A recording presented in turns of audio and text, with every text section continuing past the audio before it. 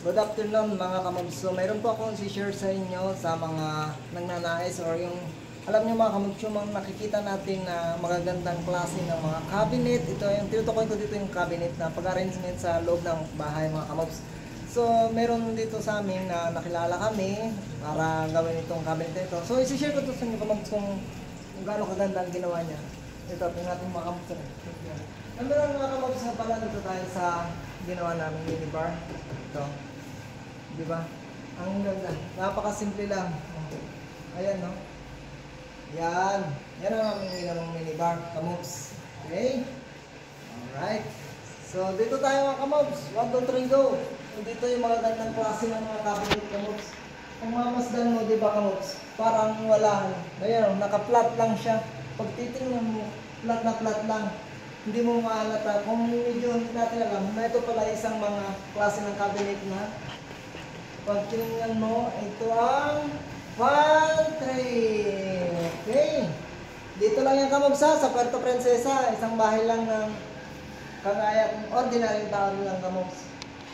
Ayan. Halos ito lahat kamobs ay mga cabinet. Ayan. O, diba? Ang galing ng paka-arrangement to. O, diba? Halos lahat yan. Kung pagmamasan mo ito kamobs, puro cabinet. Ayan. So, kung marami ka mga gamit sa iyong bahay, hindi masyadong makalat pa ganito ang paka-arrange ng mga cabinet mo.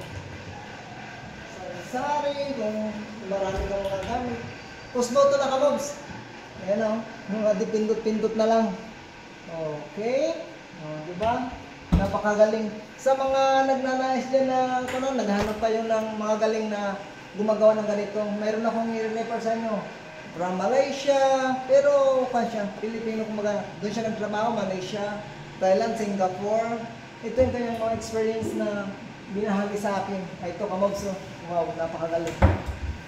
At ito pa, basta natin, pag dito sa parting ilalim, nagsalutuan tayo. Andito yung mga kailangan mo. O, diba? Napakasimple. Ang galing ng mga, lahat ng mga kailangan mo. Dito ka na, kung ano mga gagamitin mo, ano siya, dito ka moves. Ganyan, no? And then, dito naman ka moves, ito yung pinaka, kung tanong nila ano to, dining, hindi po ito dining. Pwede rin kainan, o pwede rin pero, ang purpose talaga namin to, pag nag-slice ng mga karne, vegetable, habang nagluluto ng mga kamis, kasi, dito yung nandyan ang mga gagamitin natin. Dito. Oh. Yan. Diba? Oh. Meron lang. Diba? Oh. May mga silali. Andito na rin yung aming oven. Microwave oven. Sa pag gusto mo nag-iinit ka mga leftover o may simple ka nulutuin, dito lang yung kamobs. Dito yung mga gamit na kailangan mo lang. Oh. Diba? Ang galing na mobs. Napakasimple. Ganun, ang galing ng paka-arrange. Pero sabi ko sa inyo kamobs, kung kailangan nyo lang, hanapin nyo lang si Kamobs TV. I-share ko sa inyo, kung gusto nyo makilala ang taong nagawa nito dito sa amin mga kamobs. Ano to?